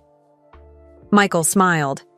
"And you took that opportunity and turned it into something beautiful." As Henri left the office, he passed the main dining room where students were setting up for the evening service. The sight still amazed him. Young people of every background working together with professionalism and joy. Keisha waved at him from across the room, where she was helping fold napkins. "Mr. Henri, will you teach me chocolate soufflé tomorrow?" "Of course, ma petite chef," Henri called back. "But first, you must master the hollandaise sauce." Henri had found something at the Institute that Le Chateau Noir had never given him.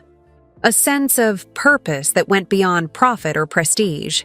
He was helping to shape the next generation of hospitality leaders, teaching them that true success meant serving others with dignity and respect.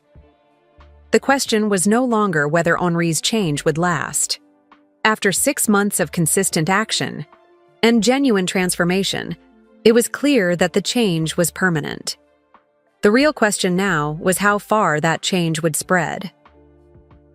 1 year after the restaurant incident that changed everything, Michael Jordan stood at the podium of the Chicago Convention Center. The room was packed with reporters, business leaders, and community organizers from across the country.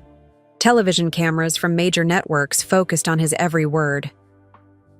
"Ladies and gentlemen," Michael began, "exactly 1 year ago today, someone asked me to leave their restaurant because of the color of my skin.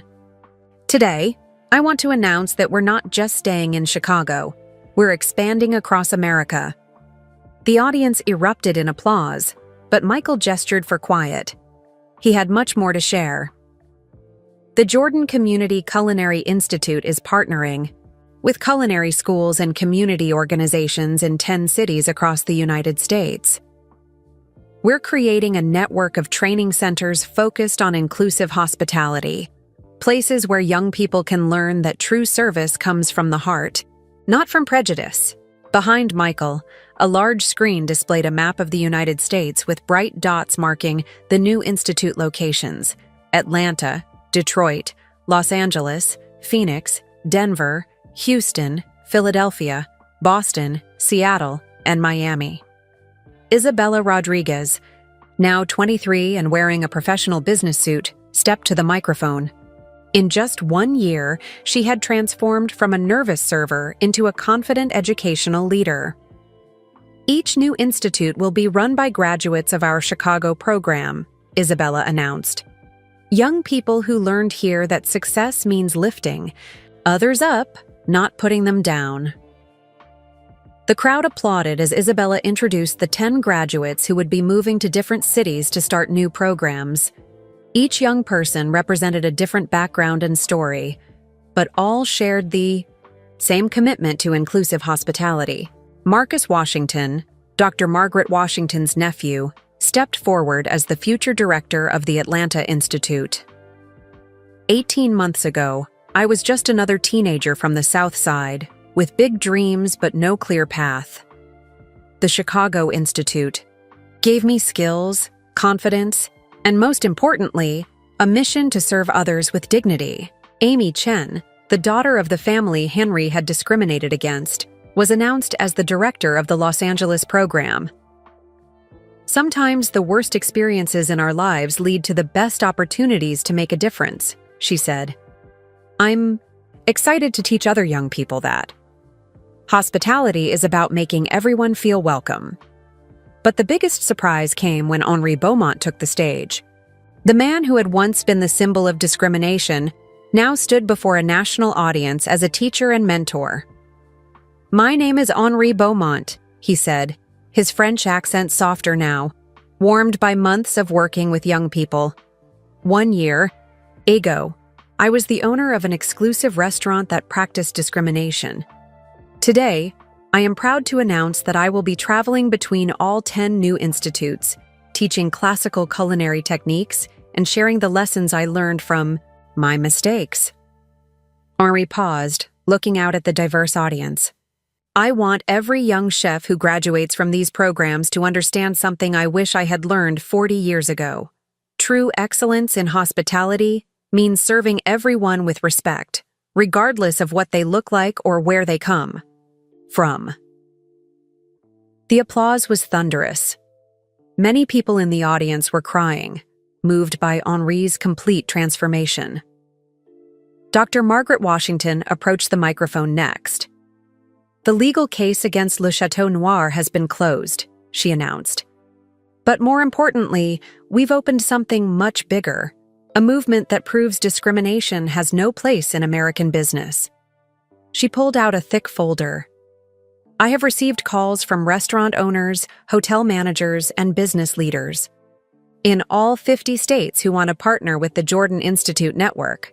They want training for their staff on inclusive service. They want certification that their businesses welcome everyone. Michael returned to the podium for the final announcement. But our expansion isn't just about restaurants and hotels. We're launching the Second Chance Foundation, a program that will identify young people who have faced discrimination, poverty, or other barriers to success. Yvette Jordan joined her husband on stage, carrying an elegant folder. Every year, we will provide 100 young people with education, mentorship, and business startup funds. But more than that, we'll connect them with a network of support that extends far beyond any single program. Michael's voice grew emotional as he continued. Henri taught me something important that night at his restaurant, though he didn't mean to. He reminded me that change doesn't happen when we defeat our opponents. It happens when we transform them into allies. The crowd rose to their feet as Dr. Washington presented the legal documents establishing the Second Chance Foundation with an initial endowment of $50 million from Michael and Yvette Jordan, matched by contributions from business leaders who had been inspired by the story. The foundation has already received additional pledges totaling another $75 million, Dr. Washington announced. This includes major contributions from restaurant chains, hotel groups, and individual business owners who believe in the power of second chances. But the most emotional moment came when 12-year-old Keisha Williams took the microphone. She was no longer the shy child from the community center. Months of working with Henri and other professional chefs had given her confidence and skills far beyond her years. "Hi, everyone," Keisha said, her voice clear and strong. "My name is Keisha Williams, and I'm going to tell you about my restaurant." The audience smiled as Keisha described her business plan. "I'm opening the first restaurant that's run by kids for families. We'll serve food that makes people happy. And everyone will be welcome. Mr. Henry is helping me design the kitchen, and Mr. Jordan is helping me write the business plan." Keisha's enthusiasm was infectious. "When people try to say we're too young or not good enough, we'll prove them wrong by being amazing. Because that's what Mr. Jordan taught me. When someone tries to make you feel small, you don't get mad. You get better."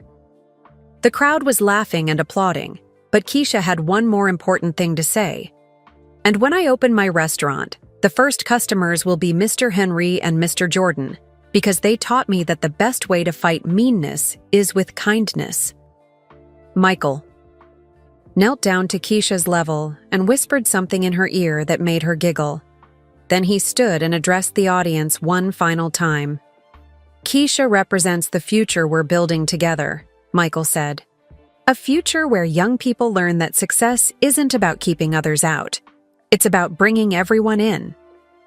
As the press conference ended, reporters surrounded the speakers with questions about timelines, funding, and implementation details. But the real story was happening in quieter conversations around the room. Business owners were exchanging contact information with institute graduates. Community leaders were discussing partnerships with local schools. Young people were asking about application processes for the new programs. The ripple effect that began with one night of discrimination was now spreading across the entire country.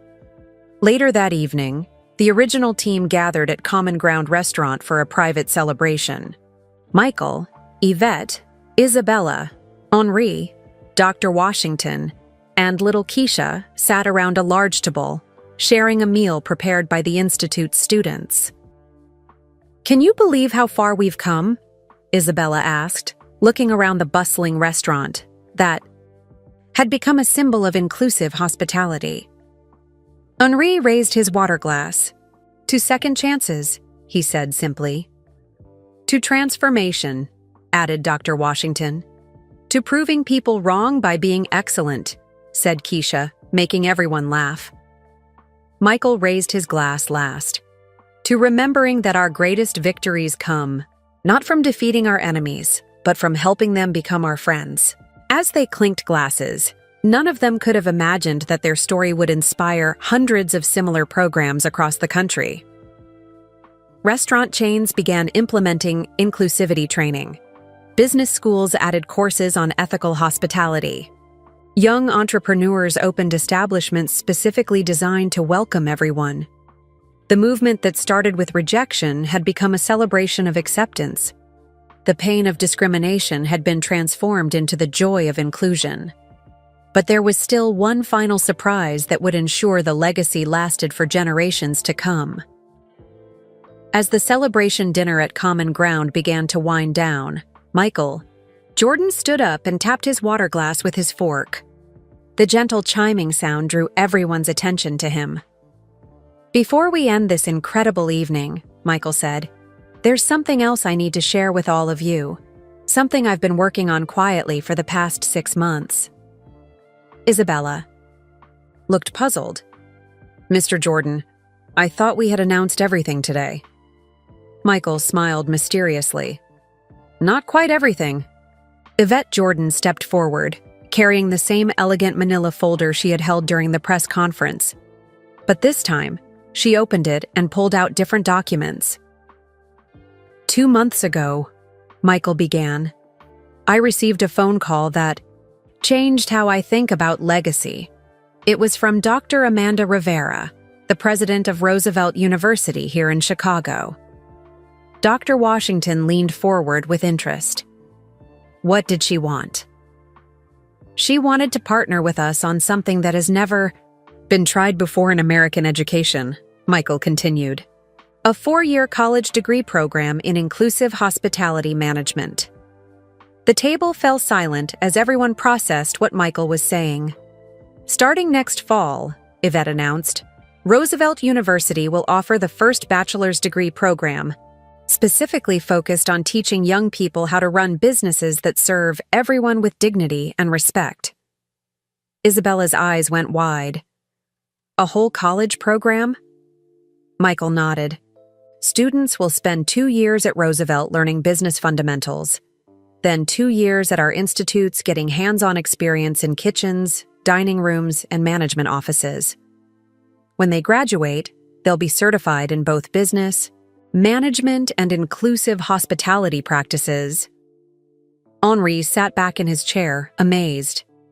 This means our work will continue long after we're gone. Exactly, Michael said. But there's more. He pulled out another set of documents. The university has also agreed to establish the Jordan Beaumont Center for Hospitality Ethics. Henri's mouth dropped open. You want to put my name on a university center? Henri, Michael said gently, your transformation from exclusion to inclusion is the heart of everything we're teaching. Future students need to learn not just what to do, but what not to do. Your story, your mistakes, and your redemption will be taught in classrooms for decades to come. Tears began forming in Henri's eyes. A year ago, his name had been associated with discrimination and failure. Now it would be forever linked with education and positive change. Dr. Washington cleared her throat. There's something I need to tell all of you as well. Everyone turned to look at her. The American Bar Association has asked me to create a legal clinic at the university, she said. Students will learn how to fight discrimination cases while providing free legal services to families who face what you faced, Michael. Isabella clapped her hands together. This is incredible. We're not just opening restaurants. We're changing how people think about hospitality and fairness. But wait, Keisha said, raising her small hand like she was in school. What about my restaurant? Can I still open it even with all these big college programs? Michael laughed and knelt down next to Keisha's chair. Keisha, your restaurant is the most important part of this whole story. He pulled out one final document. This is a business license application for Keisha's Kitchen to be located right here in this neighborhood, the Jordan Community Culinary Institute will provide all the startup funding, and Henri will be your head chef until you're old enough to take over completely. Keisha jumped up from her chair and hugged Michael so tightly that he almost fell over. Really? A real restaurant? With my name on it? A real restaurant, Michael confirmed. And when you turn 18, you'll be the youngest restaurant owner in Chicago history. Henri wiped tears from his eyes. Keisha, it will be my honor to help you create a place where every person feels welcome. As the evening continued, the conversation turned to practical details about the university program, the legal clinic, and Keisha's restaurant. But underlying all the planning was a sense of amazement at how far they had all come. Isabella reflected on the journey from that terrible night at Le Chateau Noir to this moment of celebration and hope. Mr. Jordan, she said, when you first offered to help me, I thought it was just about my grandmother's medical bills and maybe a small restaurant. I never imagined anything like this. Michael smiled. Isabella, do you remember what I told you that first night in the parking lot? You said good things come to people who stand up for what's right. And do you believe that now? Isabella looked around the table at Henri, who had become like a grandfather to her, at Dr. Washington, who had become a mentor and friend, at little Keisha, who reminded them all why their work mattered, at the Jordans, who had turned their pain into purpose. "I believe it more than ever," Isabella said. The next morning brought news that none of them had expected. Tommy Rodriguez, the young man who had parked Michael's car the night of the discrimination incident, appeared on the local morning television show. "I want people to know what really happened that night," Tommy told the interviewer. "I was working outside Le Chateau Noir when Mr. Jordan and his friends were turned away. I saw how they were treated, but I also saw how Mr. Jordan responded." Tommy held up an envelope that was worn from being carried in his wallet. "Mr. Jordan gave me $200 that night and told me to keep working hard on my education. That money helped me finish my last semester of community college." The interviewer leaned forward with interest. "What happened after you graduated?" "Mr. Jordan kept his promise," Tommy said, his voice emotional. "He helped me get a scholarship to finish my business degree at Roosevelt University. Next month, I start my new job as a manager trainee at the Jordan Community Culinary Institute." Tommy looked directly into the camera. "People want to know what kind of man Michael Jordan really is. He's the kind of man who remembers a parking attendants' dreams and helps make them come true." The television interview was shared thousands of times on social media, but it also sparked something unexpected. Other people began sharing their own stories of quiet kindness they had received from Michael Jordan over the years.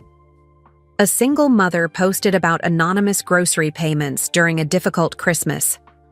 A veteran shared how Michael had stopped to help change his flat tire and ended up paying for new tires. A teacher described school supplies that appeared mysteriously after her classroom was vandalized. Henri watched these stories emerge from his small apartment and felt overwhelmed by the goodness he was witnessing. He realized that his discrimination hadn't just hurt one family that night, it had attacked someone who spent his life helping others. That afternoon, Henri called Michael's office. "Mr. Jordan?" Henri said when Michael answered the phone. "I need to tell you something that I should have said a year ago." "What's that, Henri?" "I need to apologize not just for discriminating against you, but for discriminating against all the people you could have helped with the time and energy you had to spend dealing with my prejudice." Michael was quiet for a long moment. "Henri, that's very thoughtful of you. But you know what? Dealing with your discrimination led to all of this. Sometimes the worst things that happen to us create opportunities for the best things we'll ever do." "Do you really believe that?" "I do," Michael said. "Henri, your discrimination forced me to think bigger than I ever had before. It made me realize that individual success isn't enough. We have to create systems that help everyone succeed." 6 months later, Keisha's Kitchen held its grand opening. The small restaurant was packed with families from the neighborhood, business leaders from downtown, and reporters from around the country. 12-year-old Keisha Williams, wearing a chef's hat that was slightly too big for her head, stood behind the kitchen counter directing a team of teenage cooks with the confidence of someone much older. Henri Beaumont, now officially known as Chef Henri by everyone in the neighborhood, worked beside Keisha as her mentor and sous chef. His transformation was complete, from the cold maitre d' of an exclusive restaurant to the warm heart of an inclusive kitchen. "Order up," Keisha called out, sliding a plate of her signature mac and cheese across the pass. "Table 7, the family with the baby." The first customers that day were Michael and Yvette Jordan, just as Keisha had promised at the press conference. They sat at table 1, sharing a meal cooked by a 12-year-old chef who had learned that the best service comes from genuine care. "This mac and cheese is incredible," Yvette told Keisha when she came out to greet them. "What's your secret?" Keisha grinned. "Chef Henri taught me that the secret ingredient is always love. and making sure everyone feels welcome here. At table 2 sat Henri's first guests, Mrs. Chen and her daughter Amy, the family he had discriminated against 2 years. Earlier, they had driven from California specifically to eat at Keisha's kitchen and to see how far Henry had come. "Mr. Beaumont," Mrs. Chen said when Henry approached their table, "my daughter and I wanted to tell you how proud we are of the man you've become." Henry felt tears in his eyes. "Mrs. Chen, your forgiveness gave me the courage to keep changing. Thank you for believing that people can become better than they were." Throughout the day, customers filled every table. Families celebrating birthdays, business people having lunch meetings, teenagers on dates, elderly couples sharing quiet dinners. Every person was served with the same level of care and respect. Isabella Rodriguez, now 24, and the director of education for all 10 Jordan Institutes, watched the opening from a corner table. She thought about her grandmother Elena, who had passed away peacefully 6 months earlier, knowing that her granddaughter was helping to change the world. Elena's last words to Isabella had been, "Mija, you turned your pain into purpose. That's what angels do." As the sun set over Chicago, Michael Jordan stood outside Keisha's kitchen, looking through the windows at the diverse crowd of people sharing meals and conversation. The restaurant was everything he had dreamed of when Henri Beaumont first turned him away. Dr. Washington approached and stood beside him. "Quite a journey from that night at Le Chateau Noir," she said. "The best journeys always start with the worst moments," Michael replied. "Henri's discrimination forced us to build something better than anything that existed before." Inside the restaurant, Henri was teaching Keisha how to prepare chocolate soufflé for tomorrow's dessert menu. The 11-year-old listened intently, asking questions about technique and timing. "Chef Henri," Keisha said as they worked, "do you think the people who used to be mean to you would be proud of what we built?" Henri considered the question carefully. "Keisha, I think they would be amazed. But more importantly, I think they would finally understand that success isn't about keeping people out. It's about bringing everyone in." As the restaurant closed that night, Keisha made an announcement to her staff. "Tomorrow, we're going to be even better than today. Because that's what we do here. We keep getting better at making everyone feel like family." The story that began with a refused reservation had become a testament to the power of turning obstacles into opportunities and enemies into allies. Henri Beaumont's discrimination had sparked a movement that would change hospitality industry standards across America. Michael Jordan, the basketball legend who could have chosen revenge over reconciliation, had instead chosen to build bridges.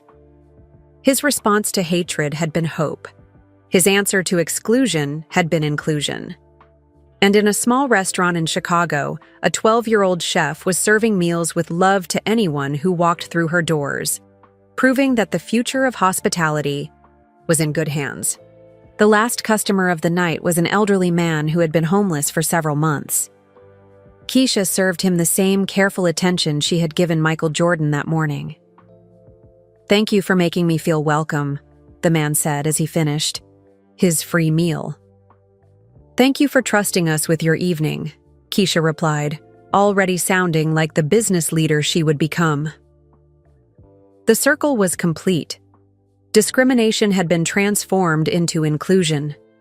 Pain had been turned into purpose. And a little girl's dream of making everyone feel welcome had become a reality that would inspire generations to come.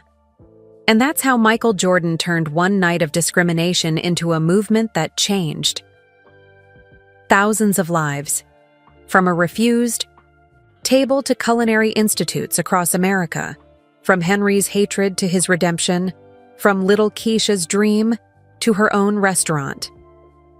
Sometimes the worst moments in our lives become the doorway to our greatest victories. Michael could have chosen revenge, but he chose to build something beautiful instead. Where are you listening from right now? Drop your city or country in the comments below. I love seeing our amazing community from all around the world. If this story of turning pain into purpose touched your heart, please hit that like button to help spread kindness to more people who need to hear it. And don't forget to subscribe to our channel so you never miss stories that remind us all that good can triumph over hate. Click on the video appearing on your screen right now for another incredible true story that will restore your faith in humanity. Remember, when someone tries to make you feel small, don't get mad. Get better and help. Others get better too. Until next time, keep spreading kindness.